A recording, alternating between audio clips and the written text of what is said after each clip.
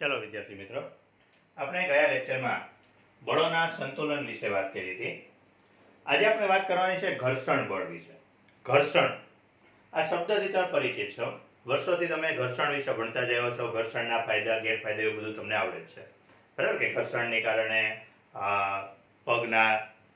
ચપ્પલના તળિયા ઘસાઈ જાય, વાહનો કે કોઈ પણ સાધનો છે તો એ સ્પેર પાર્ટ ઘસાઈ જાય, એ એના નુકસાન. આપણે ચાલી શકીએ, લખી શકીએ, બરાબર, દરેક વાહનો કાર્યરત થઈ શકે, એ એના ફાયદા. તો આપણે એ વાત કરવાની છે અહીંયા કે ઘર્ષણ લાગે છે ત્યારે એની કારણે જે ઘર્ષણ બળ, આ શબ્દ તમે ભણેલા છો, તો એ ઘર્ષણ બળ કેટલું લાગે, કઈ રીતે લાગે, તેના માટે લાગવાના કારણો શું, એ બધી ચર્ચા અહીંયા આપણે કરવાની છે.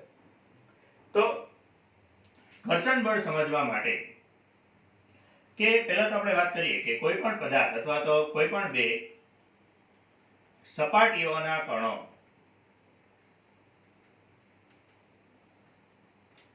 એકબીજાના સંપર્કમાં હોય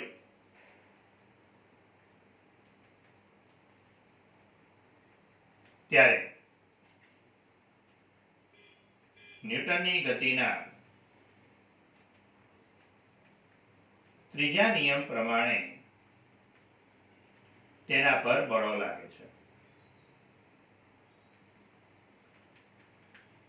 એટલે શું કહેવા શું માંગે છે કે કોઈ પણ એક સપાટી હોય, ધારો કે એક ટેબલ હોય, ટેબલ પર કોઈ પણ એક બોક્સ પડ્યું હોય, તો આ બોક્સના કણો અને ટેબલના કણો તે એકબીજાના સંપર્કમાં હોય. એકબીજાના સંપર્કમાં હોય એટલે બંને ન્યૂટનની ગતિના ત્રીજા નિયમ પ્રમાણે બળ લગાડે. એટલે બોક્સ ટેબલ પર બળ લગાડે તો ટેબલ પણ બોક્સ ઉપર બળ લગાડે.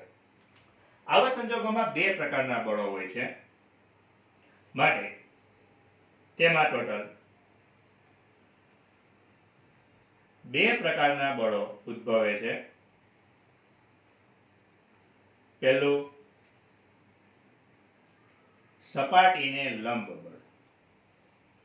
સપાટીને લંબ, જેને લંબ બળ એને n વડે દર્શાવાય, નોર્મલ ફોર્સ એવું કહેવાય કે સપાટીને લંબ બળ, અને બીજું આ સપાટીને સમાંતર ઘર્ષણ બળ.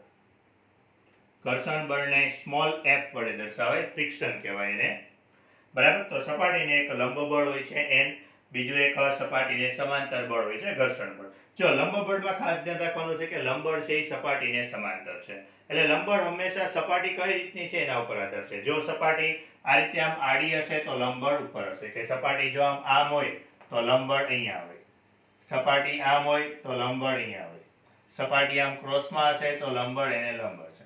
લંબબળની ચોખ્ખી વ્યાખ્યા મગજમાં રાખજો કે લંબબળ શું છે, સપાટીને લંબ છે. સપાટી જે રીતે હશે તો લંબબળ હંમેશા એને લંબ હશે, બરાબર. એ તમારે ખાસ ધ્યાન રાખવાનું. બીજું છે સપાટીને સમાંતર ઘર્ષણ બળ. ઘર્ષણ બળ તમને ખબર છે કે ઘર્ષણ બળ ક્યારે લાગે, કે આ ડસ્ટર છે, આ ડસ્ટર ધારો કે અહીંયા આ રીતે આમ ગતિ કરશે તો ઘર્ષણ બળ ડસ્ટર અને હાથ વચ્ચે લાગશે, બરાબર. એટલે બંનેની સપાટી વચ્ચે ઘર્ષણ બળ લાગે. તો ઘર્ષણ બળ હંમેશા ક્યાં હશે, તો કે સપાટીને સમાંતર હશે. આ બે પ્રકારના બળો હોય છે. એક સપાટીને લંબ બળ હોય છે, બળો હંમેશા એના કોઈ પણ પદાર્થ હોય તો પદાર્થના કેન્દ્રમાંથી દર્શાવવાનો, અને બીજું એક ઘર્ષણ બળ હોય છે, બરાબર. તો એ જે કીધું એમ કે આ બે પ્રકારના બળો હોય છે. ત્યારબાદ આપણે ઘર્ષણ બળની વાત કરવાની છે. તો ઘર્ષણ બળ સમજીએ કે ઘર્ષણ બળ ક્યારે ઉદ્ભવે છે.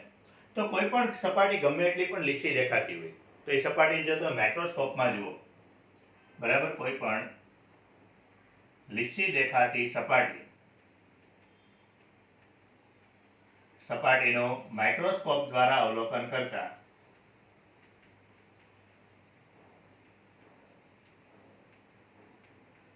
કે માઇક્રોસ્કોપ દ્વારા જો તમે એનું અવલોકન કરો તો તેની સપાટીમાં ખાડા અને ટેકરા દેખાય છે.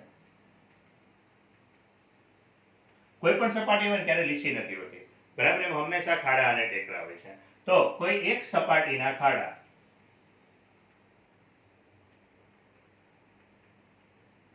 અન્ય સપાટીના ટેકરામાં ભરાઈ જવાથી તેમની વચ્ચે કોલ્ડ વેલ્ડિંગ થઈ જાય છે.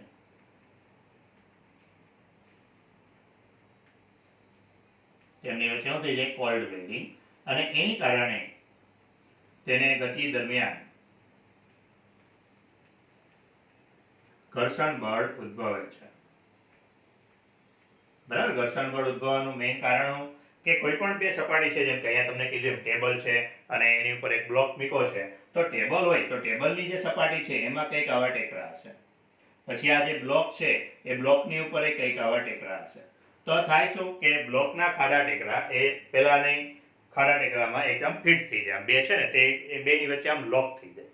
એ લોક થઈ જાય એટલે તમે શું થાય, જ્યારે તમે પદાર્થને ખસેડો છો ત્યારે લોક તૂટતા જાય. લોક તૂટતા જાય એની કારણે તમારે બળ લગાડવું પડે છે અને એની કારણે ઘર્ષણ બળ ઉદ્ભવે છે. બરાબર. હવે જો કોઈ પણ પદાર્થ અહીંયા મૂક્યો છે તો એ નીચે તરફ એક બળ લાગશે mg. બરાબર.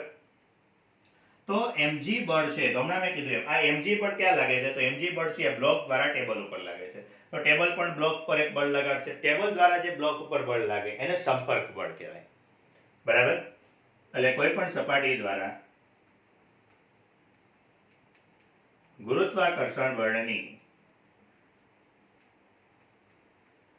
વિરુદ્ધ દિશામાં લાગતા બળને સંપર્ક બળ કહેવાય. એને R વડે દર્શાવાય. એટલે એનો અર્થ એમ થઈ જાય કે સપાટી પર આ પદાર્થ મૂક્યો, જો કે આ સમક્ષિતિજ સપાટી હોય ત્યારે સંપર્ક બળ અને લંબ બળ બંને સરખા હોય, ત્યારે બંને એક જ હોય. એટલે એનો અર્થ એમ થઈ જાય કે કોઈ પણ પદાર્થ અહીંયા ટેબલ પર સ્થિર પડ્યો છે, એનો અર્થ શું થયો કે નીચે તરફ એક mg બળ લાગે છે તો ઉપર તરફ એક લંબ બળ લાગે છે. જો આ બંને બળ સરખા અને વિરુદ્ધ દિશામાં હોય તો અને તો જ પદાર્થને સ્થિર રહી શકે. ન્યૂટનના નિયમ પ્રમાણે. ન્યૂટનનો નિયમ કહે છે કે કોઈ પદાર્થ પર બળ લાગશે તો પદાર્થ ગતિ કરશે. એટલે જો માત્ર mg બળ જ લાગતું હોત તો આ પદાર્થ નીચે તરફ ગતિ કરે. પરંતુ આ કોઈ પણ આવી રીતે ડસ્ટર છે એને આમાં હાથમાં અહીંયા મૂકી દીધું, બરાબર, તો એ આમને આમ રહેશે. આમને આમ રહેશે એનો અર્થ શું થઈ ગયો? નીચે એક mg બળ તો લાગે જ છે, પરંતુ હાથ દ્વારા આ ડસ્ટરને ઉપર તરફ એક બળ લાગતું હશે. બરાબર, કે હાથ દ્વારા આ ડસ્ટરને ઉપર તરફ એક બળ, ઉપર તરફ બળ લાગે એને શું કહેવાય? એનું સંપર્ક બળ. બરાબર. નહીતર જો અહીંયાથી આમ હાથ લઈ લઈએ તો એનો અર્થ કે ડસ્ટર નીચે જશે. નીચે જશે એનો અર્થ કે ખાલી mg બળ જ છે. એટલે એનો અર્થ એમ થઈ ગયો કે ગુરુત્વ બળ છે તો ગુરુત્વ બળને વિરોધ કરતું પણ એક બળ હોય જ. એ બળ એટલે શું કહેવાય? સંપર્ક બળ. બરાબર. તો ધારો કે કોઈ એક થીટા કોણ ધરાવતી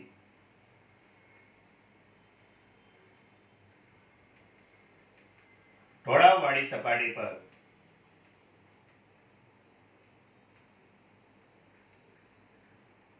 કોઈ પણ પદાર્થ મૂકતા.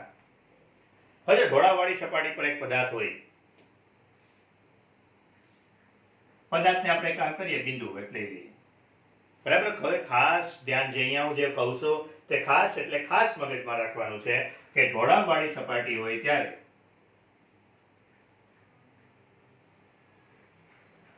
ઢોળાવવાળી સપાટી માટે મેં તમને ગયા લેક્ચરમાં કીધું હતું કે ગમે ત્યારે પણ આવી રીતે પદાર્થ મૂકવાનો હોય એટલે x અને y જે યામાક્ષો છે યામાક્ષો લઈ લેવા. બરાબર. તો ખાસ ધ્યાન રાખવાનું કે ઢોળાવવાળી સપાટી માટે x અક્ષ તે આ પદાર્થની સપાટી પર લેવું. આ ખાસ એટલે ખાસ ધ્યાન રાખજો. x અક્ષ ક્યાં લેવાનો છે? તો કે પદાર્થની સપાટી પર. કે જ્યારે પદાર્થ ઢોળાવવાળી સપાટી પર હોય એટલે પદાર્થ આમ ઉપર કે નીચે ગતિ કરતો હોય ત્યારે x અક્ષ ક્યાં લેવાનો છે? તો કે ઢોળાવવાળી સપાટી ઉપર. એટલે અહીંયા અમારે x અક્ષ લેવો પડશે. અહીંયા x અક્ષ લઉં તો y અક્ષનો તો નિયમ છે એ હંમેશા x અક્ષને લંબ જ હોય. બરાબર. આ ખાસ એટલે ખાસ મગજમાં રાખવાનું છે તમારે કે x અક્ષ ક્યાં લેવાનો? તો કે હંમેશા સપાટી ઉપર જ લેવાનો. ભૂલાય નહીં આ વસ્તુ. હવે મેં અહીંયા પદાર્થ મૂક્યો છે, અહીંયા પદાર્થ મૂક્યો છે એટલે નીચે તરફ બળ લાગશે mg. ધારો કે હું અહીંયા ખૂણો θ લઈ લઉં. બરાબર.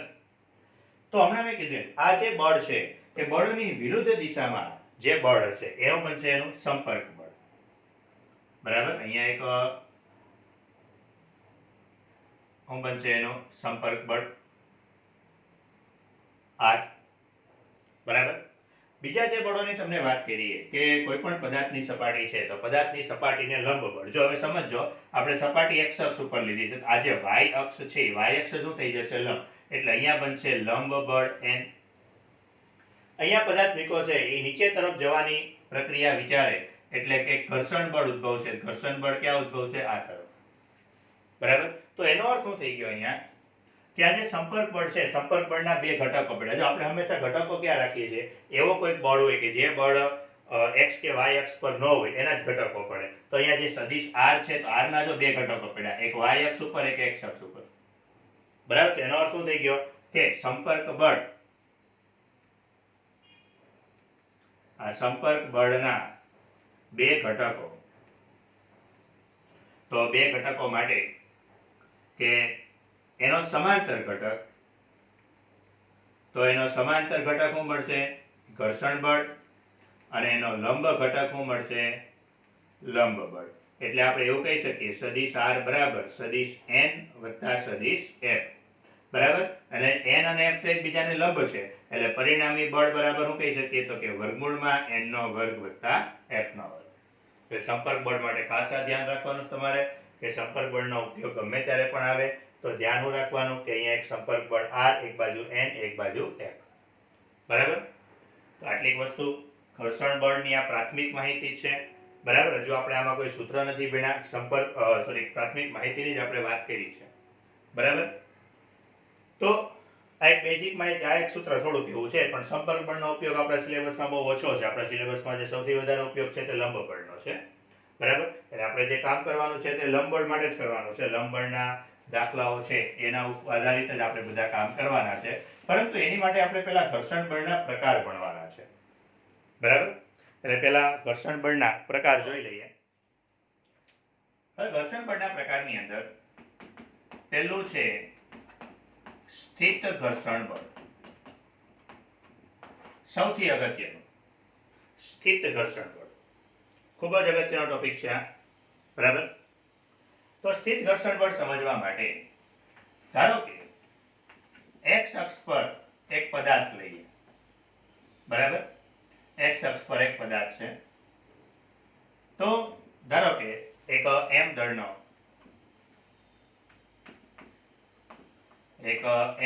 એક પદાર્થ ખરબચડી સપાટી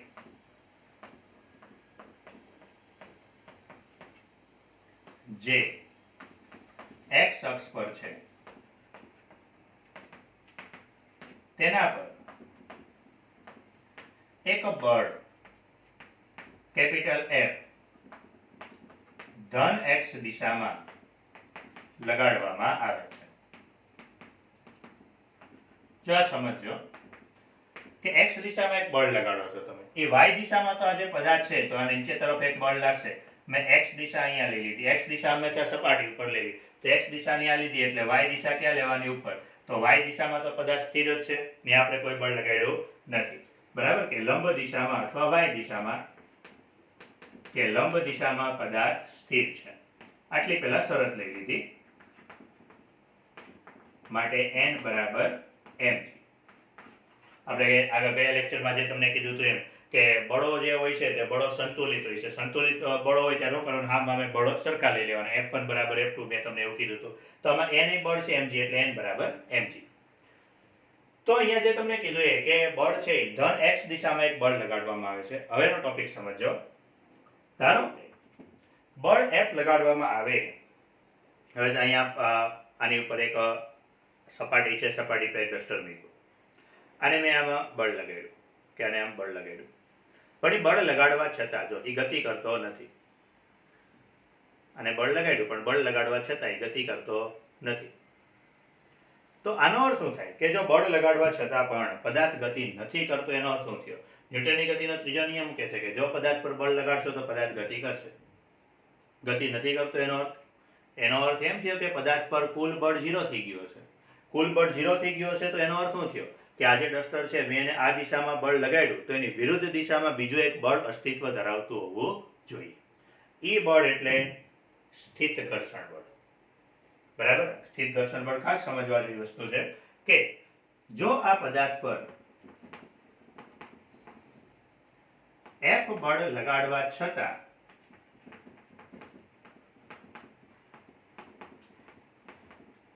એ પદાર્થ ગતિ કરતો નથી. બરાબર? તો ગતિ કરતો નથી તો એનો અર્થ એવો થશે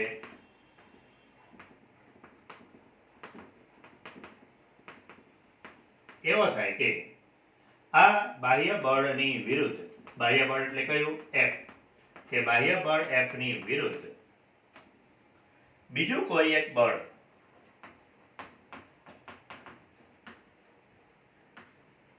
બીજું કોઈ બળ હશે તો એ ક્યાં લાગતું હશે? તો કે આ સપાટીને સમાંતર બીજું કોઈ સપાટીને સમાંતર ઘર્ષણ બળ હોવું જોઈએ જે આ પદાર્થને સ્થિર રાખવાનો પ્રયત્ન કરે છે.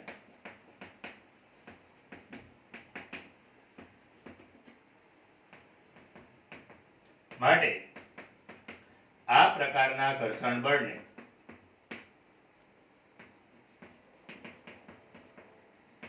સ્થિત ઘર્ષણ બળ કહેવાય.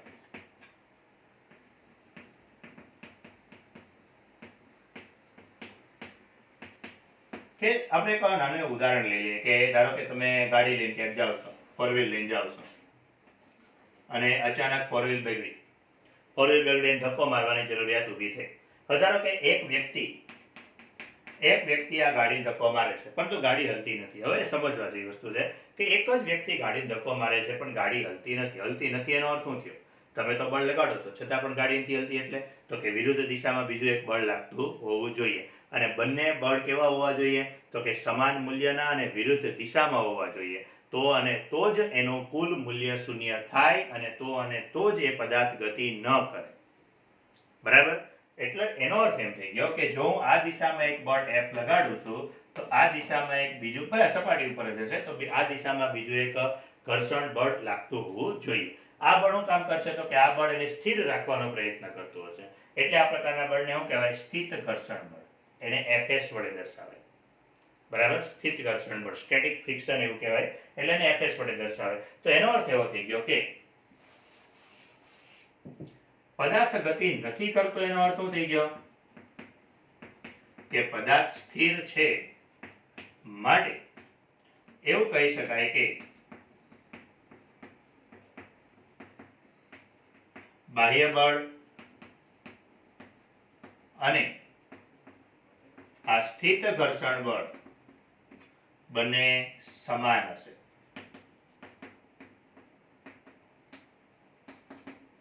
બરાબર? કે એનો અર્થ શું થઈ ગયો કે બાહ્ય બળ અને સ્થિત ઘર્ષણ બળ બંને સમાન હશે. હવે હમણાં મેં જે તમને ઉદાહરણ આપ્યું તે ઉદાહરણ જ વિચારીએ કે ગાડી બગડી ગઈ છે, ગાડી પરથી એક વ્યક્તિ ધક્કો મારે છે. એક વ્યક્તિ ધક્કો માર્યો પરંતુ ગાડી ન હલી. ગાડી ન હલે એટલે શું કરીએ? આપણે બીજા વ્યક્તિને બોલાવે તો બે વ્યક્તિ ધક્કો મારે છે. ધારો કે હજુ ગાડી નથી હલતી. તો બીજી વસ્તુ એ સમજવા જેવી કે બે વ્યક્તિ ધક્કો મારે છે તોય ધારો કે ગાડી નથી હલતી. એનો અર્થ શું થયો? એવું લાગે ગાડી જગ્યાએ બસ લઈ લો કે બસ બગડી છે, એક વ્યક્તિ બસને ધક્કો મારે છે, બસ નથી હલતી. તો બીજો વ્યક્તિ ધક્કો મારે છે તોય બસ નથી હલતી. તો એનો અર્થ શું થઈ ગયો? કે તમે બળ વધાર્યું આમ છતાં પણ બસ નથી હલતી. તો એનો અર્થ શું થયો? કે તમે બળ વધારો છો તો સામે ઘર્ષણ બળ વિરુદ્ધ દિશામાં વધતું હોવું જોઈએ. બરાબર? કે ત્યારબાદ એવું જોવામાં આવ્યું કે આ બાહ્ય બળનું મૂલ્ય વધારવા છતાં પદાર્થ ગતિ કરતો નથી. માટે એવું કહી શકાય કે બાહ્ય બળ સાથે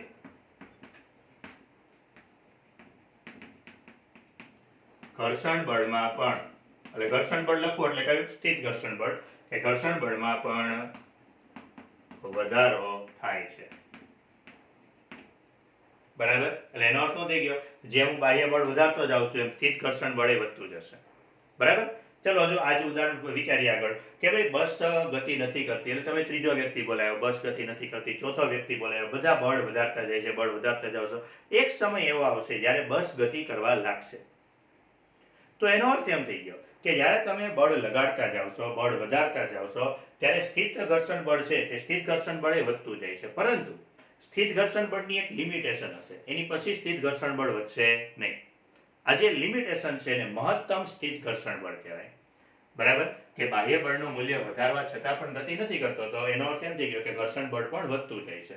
બરાબર, તો પરંતુ કોઈ એક મહત્તમ કે આ ઘર્ષણ બળના કોઈ એક મૂલ્ય બાદ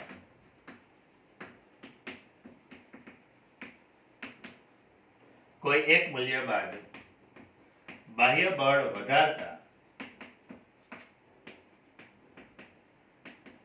પદાર્થ ગતિ કરવા લાગશે. બરાબર, ઘર્ષણ બળના કોઈ એક મૂલ્ય બાદ તમે થોડુંક પણ બળ વધારશો, એ મૂલ્ય એટલે કે મેં કીધું એમ તમે બળ વધારતા જાશો તો એક વ્યક્તિ આવશે ત્યારે એ બળની લિમિટેશન આવી ગઈ છે, એટલે હવે બસ ગતિ કરશે. તો એની એક છેલ્લી લિમિટેશન છે, એ જે બધા ગતિ કરવા લાગે તો ઘર્ષણ બળના મહત્તમ મૂલ્યને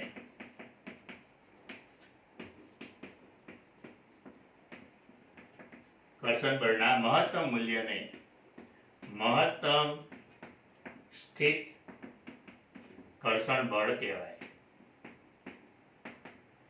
બરાબર, આ મહત્તમ મૂલ્યને શું કહેવાય? મહત્તમ સ્થિત ઘર્ષણ બળ કહેવાય. એનો અર્થ એમ થઈ ગયો કે તમારે પદાર્થને ગતિ કરાવવી હોય તો બાહ્ય બળ એના મહત્તમ સ્થિત ઘર્ષણ બળ કરતાં વધારે હોવું જોઈએ. એને Fs મેક્સિમમ એવી રીતે દર્શાવાય.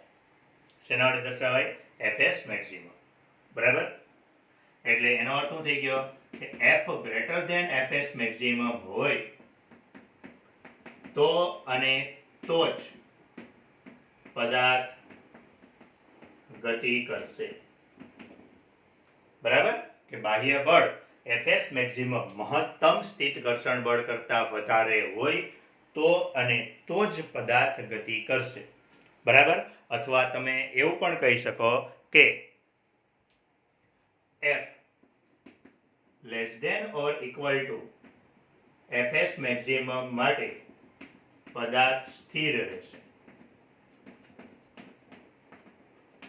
બે સ્ટેટમેન્ટ ખાસ મગજમાં રાખવાના છે કે મહત્તમ સ્થિત ઘર્ષણ બળ કરતાં તમે બળ વધારે લગાડો તો અને તો જ પદાર્થ ગતિ કરશે. જો મહત્તમ સ્થિત ઘર્ષણ બળ કરતાં બળ ઓછું હશે અથવા એના જેટલું હશે ત્યાં સુધી પદાર્થ ગતિ કરશે નહીં. બરાબર, તો આ એક ઘર્ષણ બળ માટે.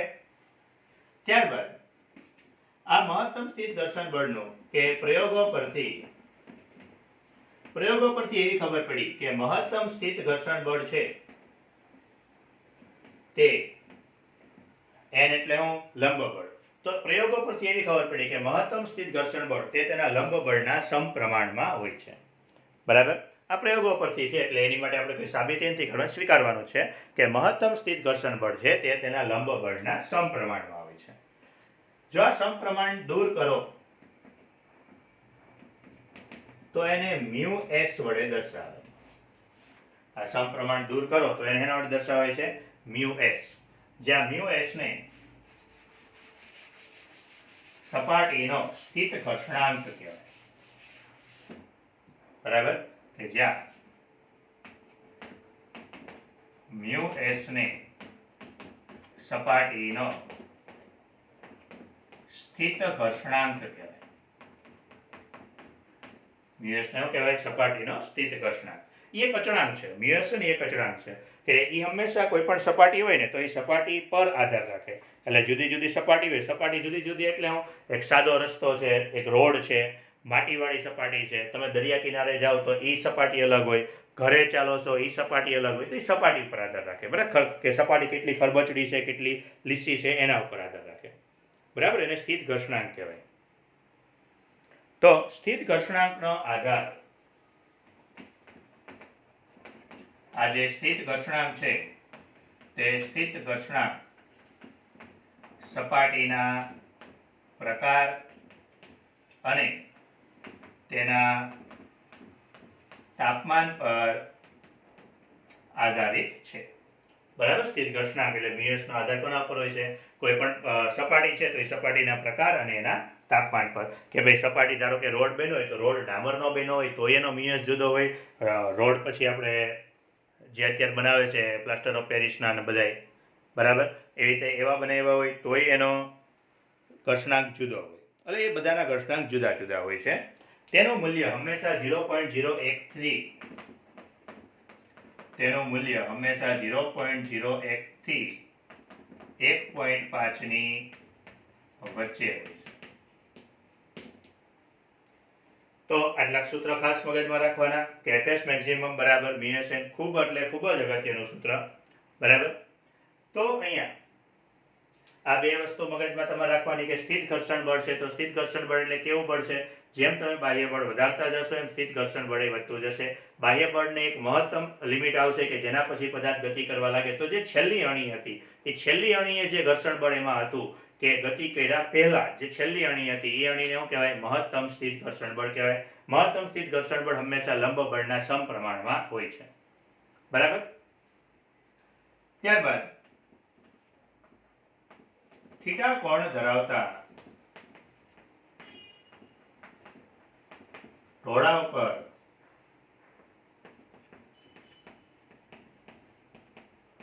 ગતિ કરવાની અણી પર રહેલો પદાર્થ માટે સ્થિત ઘર્ષણાંક.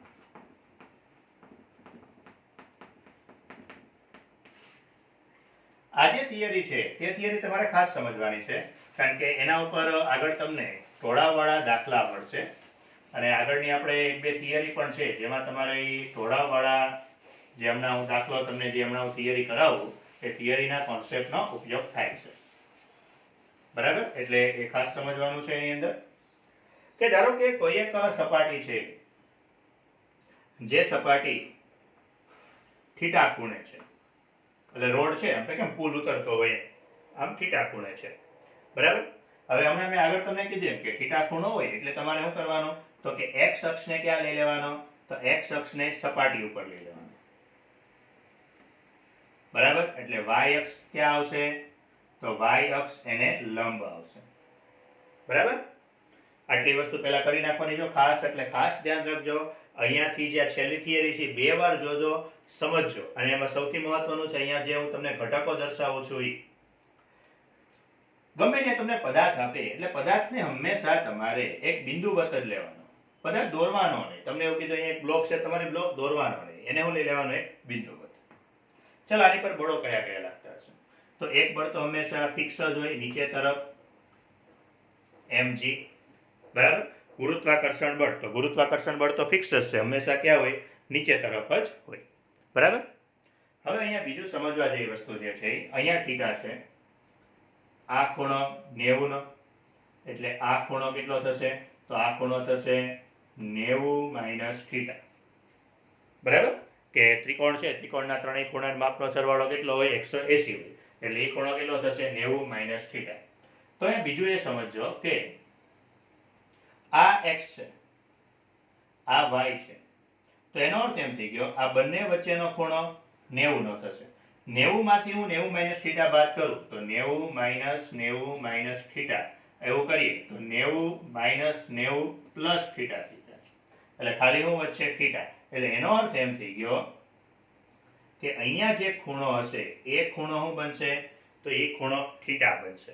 એટલે તમારે પછી છે ને આવું કંઈ નહીં લખવાનું, આ 90 માઇનસ થીટા અને એવું કંઈ નહીં લખવાનું, કારણ કે કોઈ પણ પદાર્થ હશે તો ગુરુત્વાકર્ષણ બળ તો હશે જ, એટલે તમારે શું કરવાનું, સીધું અહીંયા થીટા લખી જ નાખવાનું.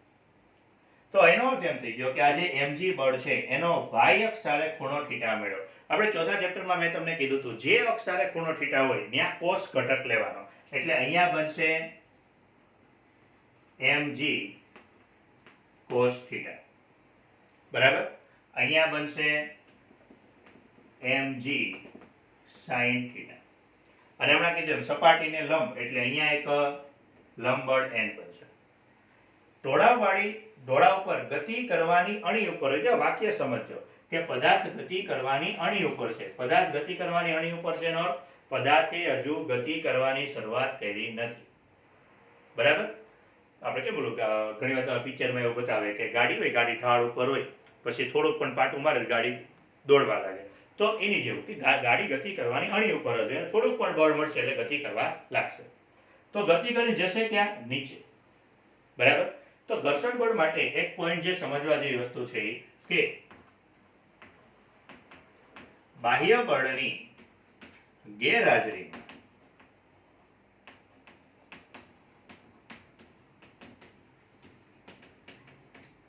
ઘર્ષણ બળ અસ્તિત્વ ધરાવતું નથી. બરાબર. વાક્યમાં ધ્યાન રાખજો કે બાહ્ય બળની ગેરહાજરીમાં ઘર્ષણ બળ અસ્તિત્વ નથી ધરાવતું. એટલે આ ડસ્ટર છે, ડસ્ટર આમ સપાટી પર મૂકો છે, અત્યારે એમાં ઘર્ષણ બળ ન હોય. ઘર્ષણ બળ ક્યારે લાગશે? જ્યારે હું બળ લગાડે ત્યારે. બરાબર. આપણે અત્યારે માત્ર સ્થિર પદાર્થ હોય ને એની જ વાત કરીએ છીએ. પદાર્થ ગતિ કરે ત્યારે જે ઘર્ષણ બળ લાગે એની પછીના લેક્ચરમાં વાત કરશું. તો અહીંયા એક mg છે એટલે ઘટક મળશે mg cos θ અને mg sin θ. બરાબર. હવે પદાર્થ ગતિ કરવા લાગે તો અહીંયા બીજો મુદ્દો એ તમારે યાદ રાખવાનો. એનો અર્થ એમ થઈ ગયો આ બાજુ mg sin θ છે. mg sin θ ને કારણે નીચે ગતિ કરવા લાગે છે, પરંતુ આપણે તો ગતિ કરવાની અણી પર રાખવાનો છે. એનો અર્થ કે પદાર્થને સ્થિર રાખવાનો છે. બીજું એ ધ્યાન રાખવાનું કે ઘર્ષણ બળ કોઈ પણ પદાર્થની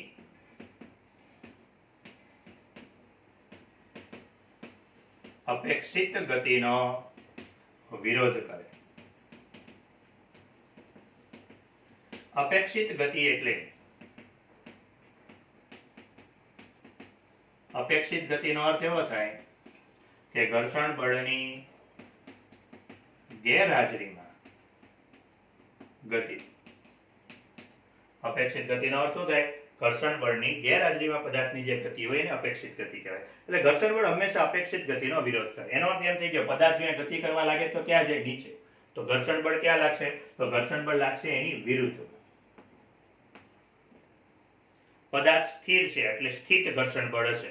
પદાર્થ ગતિ કરવાની અણી ઉપર છે, એનો અર્થ એમ થઈ ગયો કે ઘર્ષણ બળ કયું હશે? તો કે Fs મેક્સિમમ હશે. બરાબર. જો ધ્યાન રાખજો, ખાલી પદાર્થ સ્થિર હોય તો Fs મેક્સિમમ ન હોય, તો ખાલી સ્થિત ઘર્ષણ બળ હોય. પરંતુ પદાર્થ ગતિ કરવાની અણી ઉપર હોય ને તો મહત્તમ સ્થિત ઘર્ષણ બળ હોય. બરાબર. તો માટે હવે અહીંયા આપણે શું લખી શકીએ? ત્યાં સમજો, પદાર્થ સ્થિર છે એનો અર્થ દરેક દિશાના બળો તમે સામ સામે સરખાવી શકો. તો પદાર્થ સ્થિર હોવાથી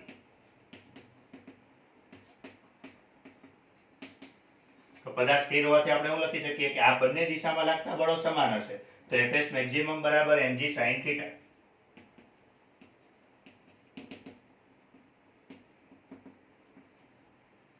પછી n બરાબર mg cos θ.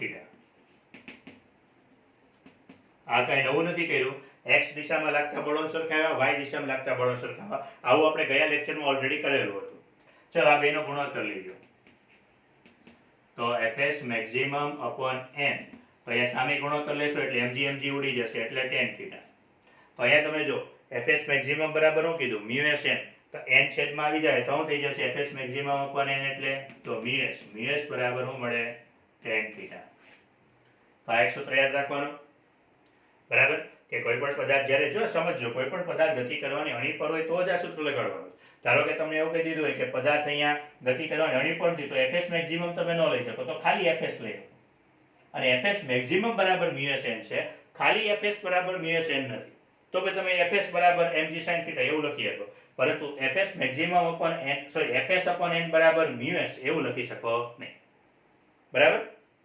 તો આમ ઘટકોમાં કીધું એમ ખાસ ધ્યાન રાખવાનું. એક ઘટક mg, આટલા જે આજે ઘટકો આપ્યા ને એ ઘટકો તમારે દર્શાવી જ દેવાના કે જ્યારે પણ ઢાળ ઉપર પદાર્થ હશે એટલે એક બળ mg લાગશે. આ બાજુ mg cos θ, આ બાજુ mg sin θ અને ઉપર લંબ બળ. એટલું તો લખી જ નાખવાનું.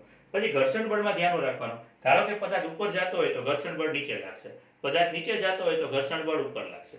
પદાર્થ જે દિશામાં જતો હશે ઘર્ષણ બળ હંમેશા એની વિરુદ્ધ દિશામાં લાગશે, કારણ કે ઘર્ષણ બળ હંમેશા ગતિનો વિરોધ કરે.